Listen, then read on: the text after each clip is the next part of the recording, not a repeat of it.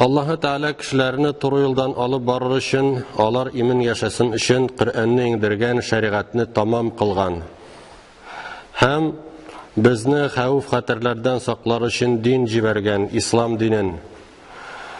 İslam degan so'zni biz bilamiz, narsani anglatgan ekanin. Ol isanlik, imanlik, bo'ysunuv deganni anglata. Dinimiz şu dünyada yaşagan vaqtda jimerirga tugul, bütün narsani tuzuk iterga ham bir-birimizga do'st bo'lirga, isan iman yasharga öğrete. Bir-birimizning qonun qo'yarga tugul, mehribonlik ko'rsatirga ham bari Alloh taolo yo'lidan toypiluvdan qo'rqirga chaqirdi. Rabbimiz Al-Imron surasida bulay deb aytgan: "A'udhu billahi minashshaytonirrojim wa'tasimu bihablillahi jami'an wa la tafarraqu." Ey müminler, barşağızda Allah'ın bağına yapışığız, hem ayrılışmağız. Alimlerimiz bihablillahi, Allah'ın bağına diyen sözünü, İslam dini, yaki Allah'ın hükümleri, ise Kur'an deyip anlattılar. İbn-i Merdevay'da Abdullah radıyallahu anh'dan rivayet kılınan hadiste, Peygamberimiz aleyhisselam aytken: "İnne hâdel Kur'âne huve hablullahil metin, ve huvel nurul mubin, ve huvel şifâun nâfi' ve ismatun limen temesseke bihi, ve necatun limen ittaba'ahu." Şınlıkta bu Kur'an Allah'ın nık bağı, hem aşık nuru, ol faydalı şifa. Kim ona yapışsa adaşudan imin bulur ve ona ergen kişi gazaptan kutulur. Ayette Allah-u Teala ve la tefarraku, hem ayrılışmağız diyen. Şu sözleri bilen Rabbimiz bizge türkümlerge bulunmazke, hem cemaatte bulurga buyurgan. Bu turada küp hadisler var. Sahih Müslim'de Ebu Hurayra radıyallahu anh'dan rivayet kılınan hadiste, Allah'ın elçisi sallallahu aleyhi ve sellem aytken: "İnna Allaha yarda lekum ve yakrahu lekum thalathan. Fayarda lekum en ta'buduhu ve la tushriku bihi şey'en. Ve en ta'tasimu bihablillahi cemi'an ve la tefarraku. Ve yakrahu lekum qila ve qala ve kethra'tes suali ve ida'atel mal." Şınlıkta Allah-u Teala sizin üç türlü amellerinizden riza bulur. Hem üç türlü amel kılığınızı tilemez. O sizin ona ibadet kılığınızdan, hem ona bir kimni de tengdaş kılmağınızdan ve barşalarınızın da Allah'ın bağına tutunduğunuzdan, hem bölünmevginizden riza bulur.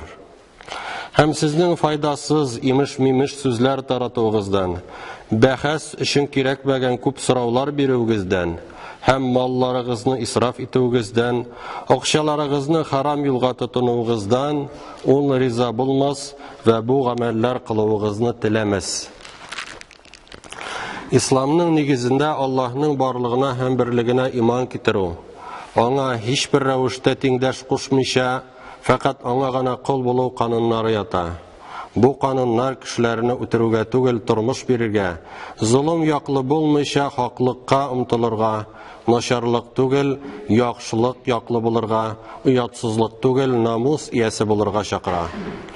İslam hatta turmuşunun en ağır mizgillerinde de zulüm hem haksızlık yolun tıygan. Yavlap alı için tugel yaklar için alıp barılgan soğuşlarının da kaideleri yazılgan, hem alar ahlak prinsiplarına negizlengen. Şuna göre de hatın kızlarga, balalarga, kartlarga, hatta tireyinge zarar kılıv tıyılgan.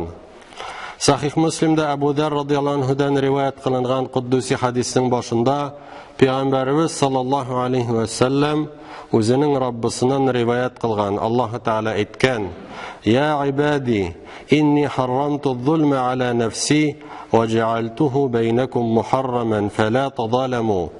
Ey bendelerim, şınlıkta min zulümlükni özüme haram kıldım. Min zulümlük kılmayım, hem sizden arada da haram kıldım.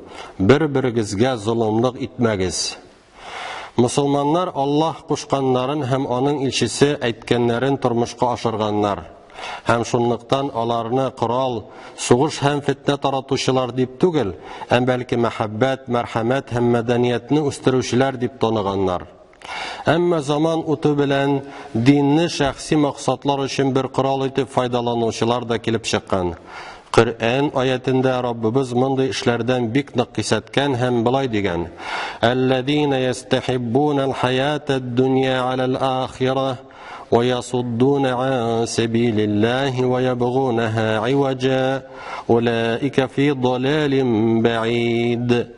Ул кафирләр ахиратны ташлап дөньяны гына яратып кәсеп иттеләр ва кешеләрне Аллаһ юлыннан тыялар һәм ислам диненең зәгыйфләнүен яки алар ягына үзгәрүен телиләр һәм хактан бик ерак адашканнар.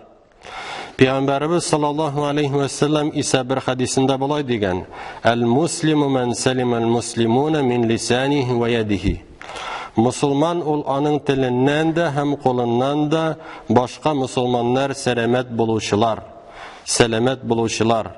Икенче риваяттә булай диелгән: "Ал-муъмину ман аминаху ан-насу ала амвалихим ва анфусихим." Мөмин исә барча кешеләрнең җаннары һәм маллары өчен иминлек тәэмин итүче кеше. Димәк, мөмин мусулман кеше шундый була. Алардан бер кеше дә зарар күрми һәм үзләренең җаннары өчен дә, маллары өчен дә тыныч торалар. Әмма бүген бик авыр хәлләр күзәтелә.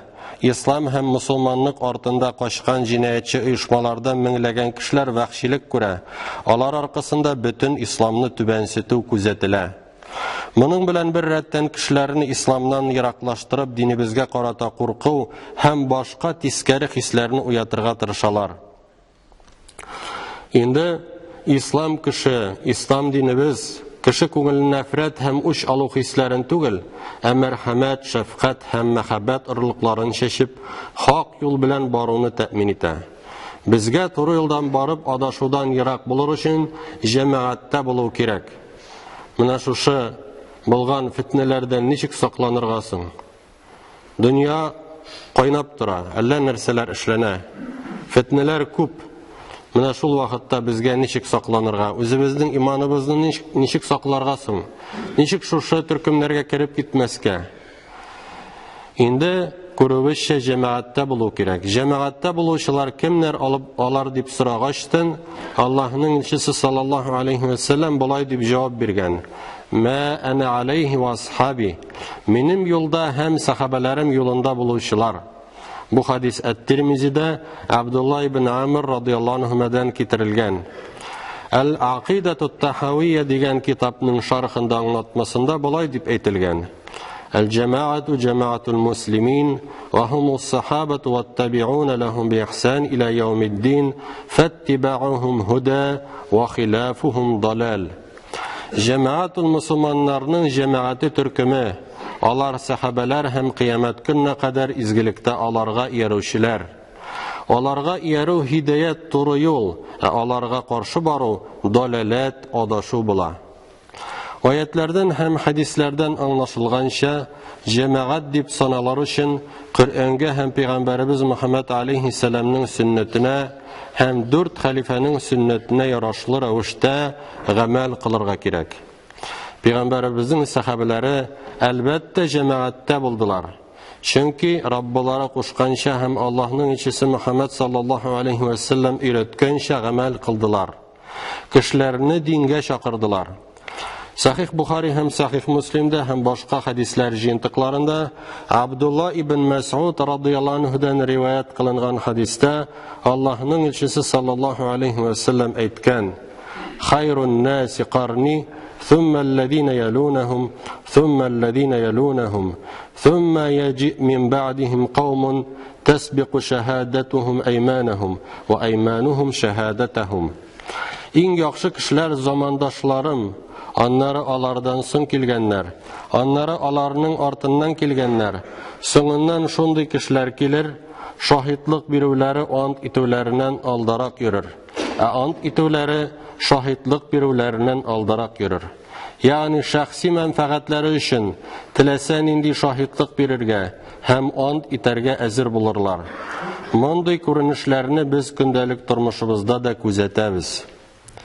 Абу Ханифа рахимахуллаһ табигъиннәрдән, хәерле заманда яшәүче олуг галимнәрдән, без шушындай бөек галимнәрнең аңлатмаларына, фәтвәләренә нигезләнергә тиешбез. Димәк, фитнәләрдән азат булыр өчен безгә бергә җәмәгатьтә булу кирәк. Танылган улуг галимнәребезнең хезмәтләренә таянырга, теләсә кемнең үзләрен әллә кемгә куючыларның коткыларын тыңламаска. Бүгенге көндә, әлхәмдүлилләh, гыйлем алу мөмкинлеге бар. Көндезге бүлек эшләп килә, кичке бүлек читтән торып укырга да мөмкинлек бар. Әгәр дә инде кеше мәдрәсәдә укый алмаса, ул якшәмбе мәктәпләренә йөреп, дини гыйлем өйрәнә ала. Мондый форсатны җәмәгать безгә ышкындырмаска кирәк. Инде әйтеп китәргә кирәк, шушы аерым йөрүнең, ниндидер билгесез кешеләрдән нәрсәдер өйрәнеп маташуның, мәчет була торып та мәчеттән читтә җыелышып намазлар укуның ахыры хәерсез тамамлануы мөмкин.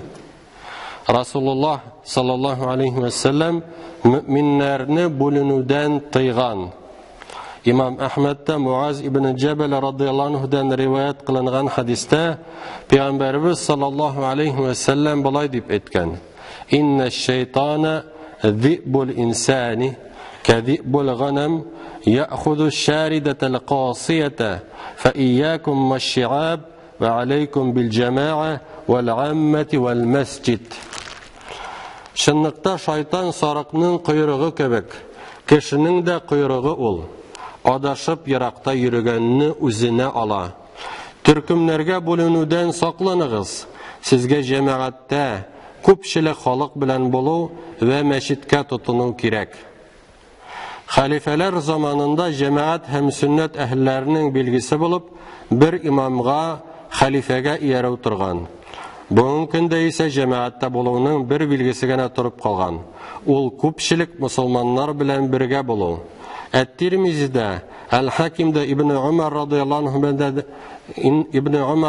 анһудан риваят кылынган хадистә Расулуллах саллаллаху алейхи ва саллямның сүзләре китерелгән: "Инна Аллаһа ла яҗмә'у һадиһил умма ала далалатин абадан, ва инна ядаллаһи ма'ал җама'a, фаттаби'у ас-савад ал-а'зам, фа инна ман шазза шазза фин-нар."